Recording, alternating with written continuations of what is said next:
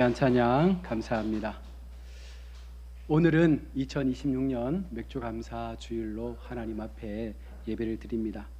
맥주감사주일은 단순한 성경의 절기, 보리를 추수하고 하나님 앞에 감사로 드리는 절기로 끝나는 것이 아니라 이 지나온 시간 속에서 하나님께서 우리를 어떻게 인도하셨는지를 기억하며 감사하는 절기가 바로 맥주감사주일입니다. 이 감사는 환경에서 나오는 것이 아니라 바로 우리의 기억 속에서 나온다라고 말합니다. 무슨 말이냐면 우리가 하나님 앞에 우리가 어떻게 살아왔는지를 날마다 기억하는 백성이 감사하게 된다는 거예요. 우리가 하나님 앞에 어떤 마음, 어떤 믿음으로 하나님을 쫓아 살아왔는지를 날마다 기억하고 그 기억 속에 우리를 만져주셨던 하나님을 우리가 붙잡을 수 있을 때 우리는 모든 것에 감사할 수가 있는 것입니다. 은혜를 기억하는 사람은 감사하게 되지만 은혜를 잊는 사람은 원망과 불평을 하게 됩니다. 오늘 본문에서 모세는 가나안 입성을 앞둔 이스라엘 백성들에게 가장 중요한 한 가지를 반복해서 말씀하고 있습니다. 그것은 바로 너는 잊지 말라, 이 말씀을 반복적으로 하고 있습니다.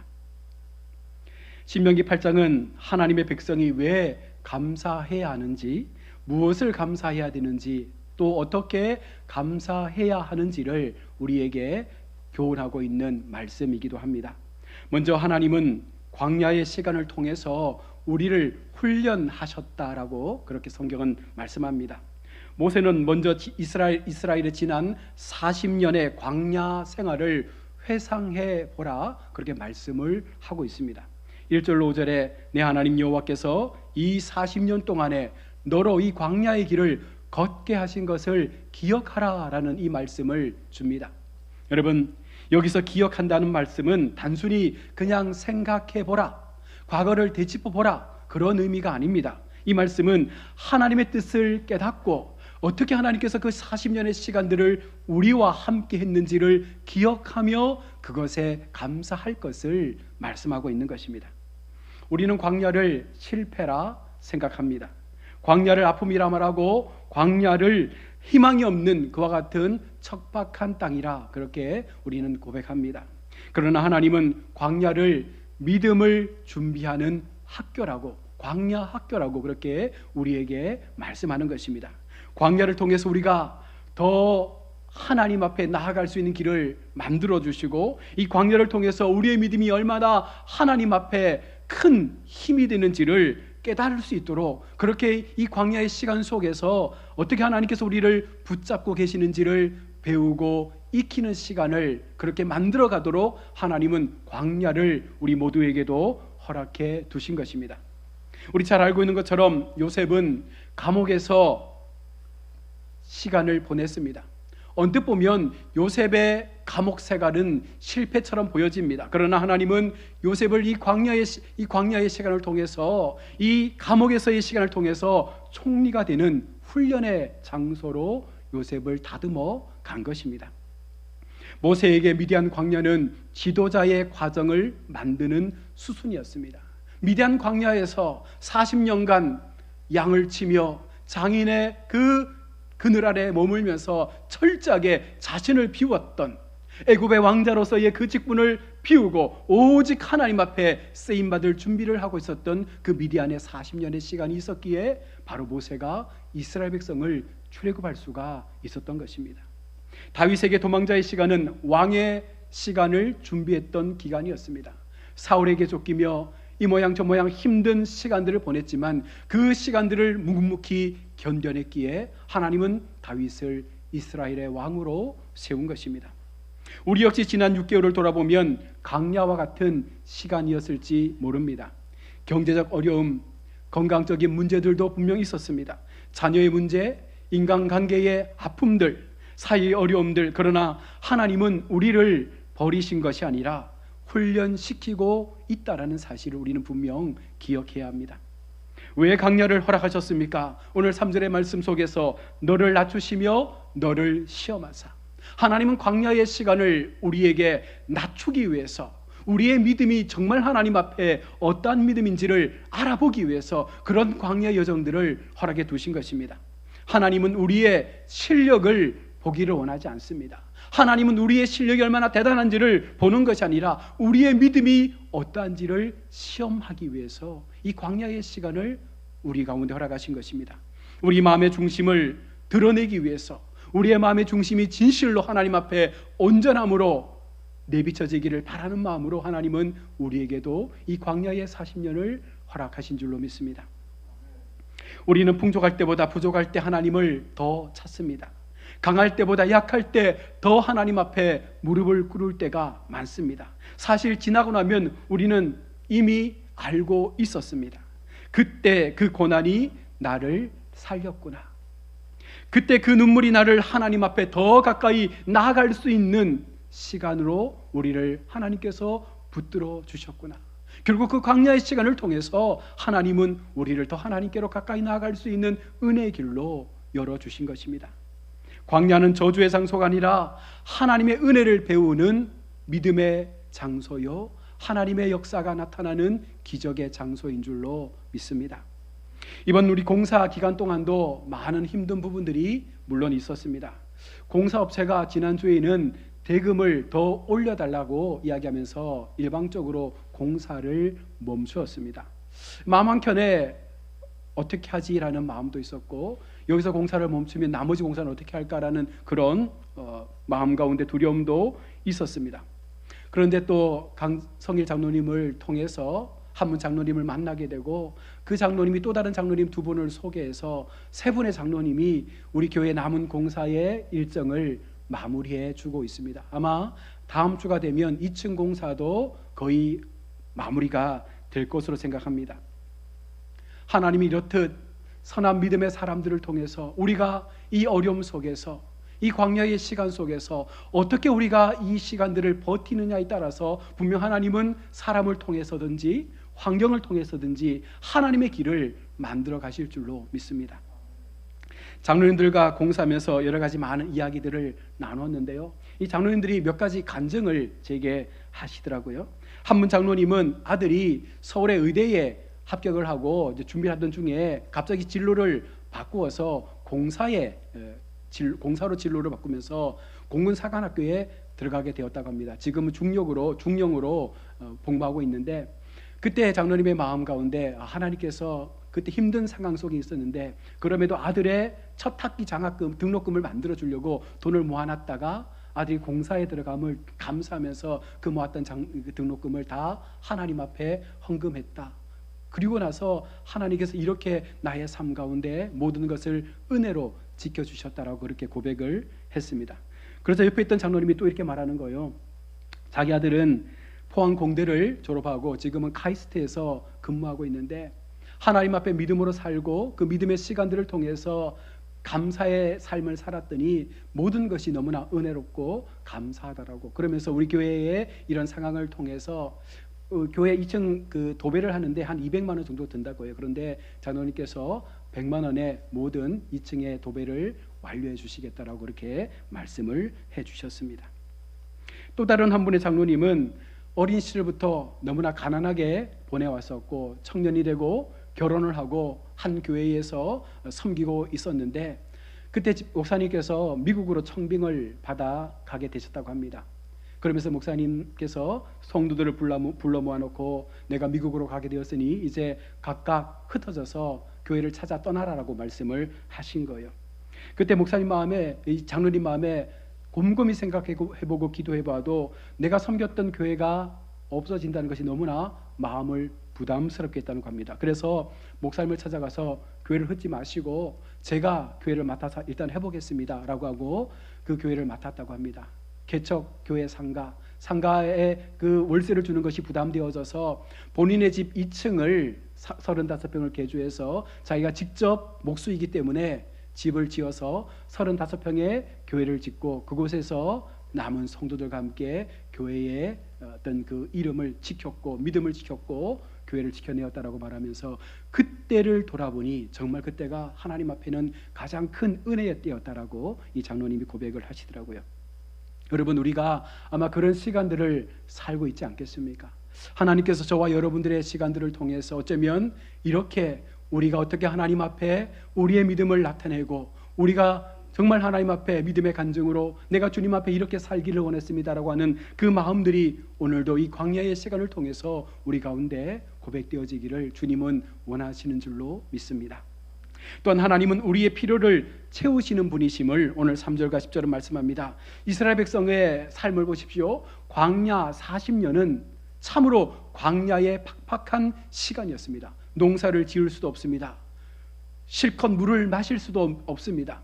모든 환경이 그냥 광야이고 사막이고 모래밖에 없습니다. 그런데도 40년 동안 그들은 굶지도 않았고 의복이 헤어지지도 않았습니다. 무엇입니까? 하나님께서 만나를 내려주셨기 때문입니다. 하나님께서 그들의 삶에 온전히 함께 해주셨기 때문에 그들이 고민하고 있었던 그 모든 의식주의 문제는 하나님의 은혜로 그냥 채워져 갔던 것입니다.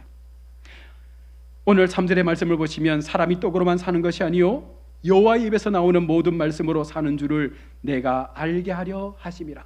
하나님은 그 광야의 시간을 통해서 그들에게 만나와 메추라기를 주시며 너희가 사는 것은 너희의 입에 들어가는 그 양식으로 사는 것이 아니라 오직 하나님의 입술에서 나오는 말씀으로 사는 것임을 너희가 깨닫도록 하기 위해서, 그래서 다시 말하면 우리가 하나님을 얼마나 신실하게 믿고 그 믿음 가운데 살기를 고백하느냐에 따라서 그 광야의 시간은 반드시 우리에게는 은혜의 시간으로 그렇게 기억되게 될 것임을 말씀하고 있는 것입니다. 여러분, 이 광야 40년 만나의 사건은 먹는 것의 문제를 말씀하는 것이 아닙니다. 하나님 말씀합니다. 너를 살리는 것은 세상의 조건이 아니라 바로 하나님이다.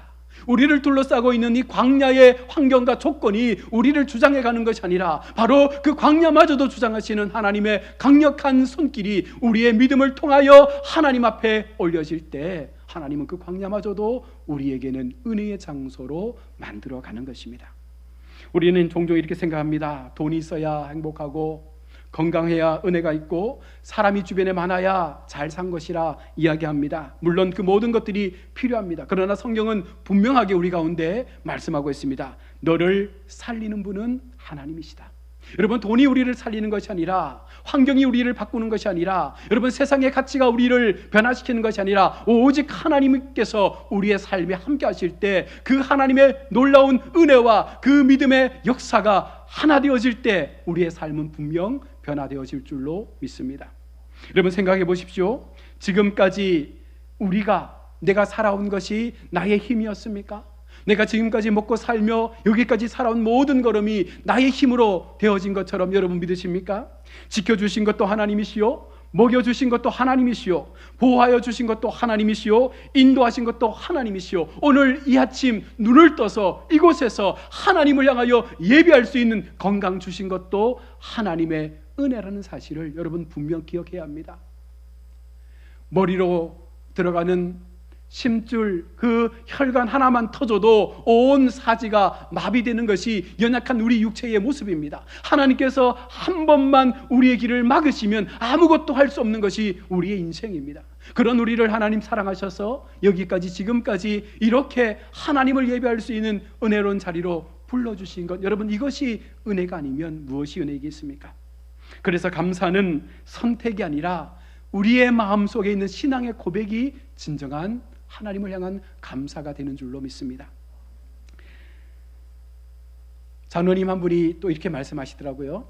한 번은 신유 집회에 갔었는데 많은 분들이 신유 집회에 와서 집회 중에 은혜를 받고 또 하나님의 기적을 체험하고 육신의 질병이 낫는 그런 놀라운 사건들도 보았다고 합니다. 많은 사람들이 집회가 끝난 다음에 오늘 하나님의 은혜를 경험했어, 하나님의 기적을 경험했어, 이 모든 것이 하나님의 은혜야 라는 그런 많은 사람들의 들뜬 감정의 소리를 들었다고 합니다. 그런데 이 장로님의 마음에 이런 마음이 들더래요. 아프기 전에 잘 믿어서 이런 신유 집회 안 와도 모든 것이 은혜로 알면 그것이 진짜 은혜인데 왜 저렇게 꼭 큰 일을 당하고 나서 하나님 앞에 깨어지고 엎드려서 다시 그것을 회복하면 그것을 은혜라고 생각하는지 모르겠다고 말하면서 장로님은 지금도 자기는 부족함이 없대요. 그냥 주어진 모든 삶에 감사하고 모든 것이 하나님의 은혜라고 믿기 때문에 그래서 그 삶을 모토로 지금도 그렇게 살고 있다라고 말씀하시더라고요. 목사인 제게도 굉장한 도전이며 정말 그 마음에 그 열정이 보였습니다. 여러분, 우리가 하나님 앞에 은혜로 살아온다는 것은 바로 이런 마음 아니겠습니까? 하루하루의 모든 삶의 시간 속에 내가 많은 것들을 가지고 살아가지 못한다 할지라도 분명한 한 가지, 하나님께서 내 편이 되어주시고 하나님께서 우리의 삶의 동행자가 되어주시고 그 모든 시간 속에서 우리를 붙잡아 주신다면 그것이 은혜라고 고백할 수 있는 그 마음이 우리 성도들 속에 있기를 축복합니다. 여러분, 가장 위험한 것은 성공이 아닙니다. 바로 망각하는 우리의 마음입니다. 모세는 놀라운 말씀을 합니다. 이스라엘의 가장 위험한 때는 광야를 지나갈 때가 아니라 오히려 가나안 땅에 들어갔을 때라고 말씀하고 있는 것입니다. 왜 가나안입니까? 그들은 그 땅에서 풍요로웠기 때문입니다. 내가 먹어서 배부르고 아름다운 집을 짓고 그곳에 거주하게 되며, 사람은 어려울 때는 하나님을 찾지만 모든 것이 평안하고 문제가 없으면 하나님을 깊이 묵상하지 않습니다. 사업이 잘 되면 내 능력이라 말합니다. 몸이 건강해지면 내가 체력 관리를 잘했다고 말합니다. 자녀가 잘 되면 우리가 인생 플랜을 잘 짰기 때문에 그렇게 된 것이라 말합니다. 그래서 하나님은 계속해서 우리 가운데 말씀하고 있는 거예요. 잊지 말라는 거예요. 하나님께서 너희를 어떻게 이끌어왔는지를 기억하라는 것입니다. 신앙의 가장 큰 적은 실패가 아니라 우리의 마음 가운데 하나님을 향한 망각입니다. 하나님께서 나를 붙잡아 주셨던 그 은혜를 잊어버리면 그때부터 우리의 마음은 교만해질 수밖에 없는 것입니다. 감사를 잃어버리면 신앙도 무너지게 됩니다. 기도가 사라지고 예배가 형식이 되고 헌신이 부담이 되는 것입니다. 그러나 은혜를 기억하면 다시금 우리 속에 잃어버렸던 눈물이 회복될 것입니다. 모든 축복의 근원은 하나님이심을 우리는 분명 기억해야 합니다. 오늘 본문의 절정의 말씀입니다. 내 능력과 내 손의 힘으로 내가 이 재물을 얻었다 말할 것이라. 지금 이스라엘 백성들 마음 가운데 가나안 땅에 들어가서 그들이 소유하는 모든 것들에 대하여 이렇게 고백하고 있는 것입니다. 내가 이 재물을 얻었다라고, 나의 능력으로 이 모든 것들을 소유하게 되었다라고 그들은 하나님 앞에 교만의 마음을 쏟아내고 있습니다. 인간의 가장 큰 죄가 여러분 교만이라 성경은 말씀합니다. 우리는 자꾸 말합니다. 내가 열심히 했으니까, 내가 노력했으니까, 내가 정말 잘했으니까 이렇게 된 것 아니냐라고 말하지만 모세는 오늘 우리 가운데 이렇게 말씀하고 있습니다. 내 하나님 여호와를 기억하라. 그가 내게 재물 얻을 능력을 주셨습니다. 여러분, 우리의 모든 것은 하나님으로부터 얻어진 것이지 우리의 모든 삶에 누리고 얻는 모든 삶의 순간순간들은 하나님께서 허락하여 주셨기 때문에 우리가 누리며 살아가는 것이지 결코 우리의 힘과 우리의 능으로 되어진 것이 아님을 우리는 하나님 앞에 고백해야 할 것입니다. 생각해 보십시오. 우리가 가진 것 중 하나님이 주시지 않은 것이 여러분 있습니까? 생명도, 건강도, 가족도, 교회도, 물질도, 믿음도, 여러분 이 모든 것들은 하나님께서 우리에게 주신 것이기에 우리가 결코 자랑할 수 있는 것이 아무것도 없다는 것입니다. 그래서 은혜를 받은 사람은 감사하는 것이고 감사에 풍성한 사람은 날마다 또 하나님을 붙잡는 신앙으로 나아갈 수밖에 없는 것입니다. 여러분, 맥주감사절의 진정한 의미가 무엇입니까? 맥주감사절은 많이 얻었기 때문에 감사하는 절기가 아닙니다. 광야에서도 지켜주셨고 눈물 가운데서도 우리를 붙잡아 주셨고 넘어질 때에도 우리를 일으켜 주셨음을 감사하는 절기가 바로 맥주감사절기입니다. 감사는 상황의 결과에 여러분 우리의 마음을 전하는 것이 아닙니다. 상황은 여전할지라도 아무것도 바뀌지 않는다 할지라도 여전히 우리 하나님께서 우리를 향하여 내가 너와 함께 하고 있다라고 하는 그 한마디로 충분하며 그것에 감사할 수 있는 여러분 그 믿음이 바로 맥주감사절에 우리의 마음을 통해서 고백되어야 될 줄로 믿습니다. 감사는 은혜를 기억하는 마음입니다. 사랑하는 성도 여러분, 지난 6개월을 돌아보십시오. 기도하다가 응답받았던 일도 있을 것입니다. 눈물로 보내왔던 시간들도 있을 것입니다. 이해가 되지 않았던 일들도 분명 우리 속에 있었을 것입니다. 그러나 분명한 것은 바로 이 한 가지입니다. 하나님께서 여기까지 우리를 인도해 주셨다. 여러분, 이 사실만큼은 변하지 않는 진리라는 것을 여러분 기억하시길 바랍니다. 오늘도 우리 함께 이렇게 고백합시다. 하나님, 광야에서도 함께 하셨습니다. 풍성함 속에서도 함께 하셨습니다. 넘어질 때도 우리를 붙잡아 주셨습니다. 여기까지 인도하신 하나님의 은혜를 잊지 않겠습니다. 남은 반년의 시간도 이 같은 마음을 가지고, 이 같은 신앙을 가지고, 이 같은 감사의 은혜를 가지고 이 남은 한 해의 시간들을 더욱더 하나님을 향해서 믿음으로 살겠습니다. 이 믿음의 고백들이 우리 모든 성들의 삶에 함께 하시기를 주의 이름으로 축원합니다. 아멘. 기도하겠습니다. 사랑의 하나님, 지간 시간을 돌아볼 때 우리의 힘이 아니라 하나님의 은혜로 살아왔음을 우리는 고백할 수밖에 없습니다. 광야 같은 시간에도 우리를 버리지 않으시고 만나를 내려주시고 구름 기둥과 불 기둥으로 인도하셨던 하나님께 감사를 드립니다. 혹시 우리가 받은 은혜를 잊고 교만했던 모습이 있다면 이 시간 회개합니다. 맥주 감사주일을 맞아 다시 한번 감사의 믿음을 회복하게 하시고 남은 한 해도 범사에 감사하며 살아가는 우리 모든 복된 성도들 되게 하여 주옵소서. 거룩하신 예수님의 이름으로 기도드립니다. 아멘.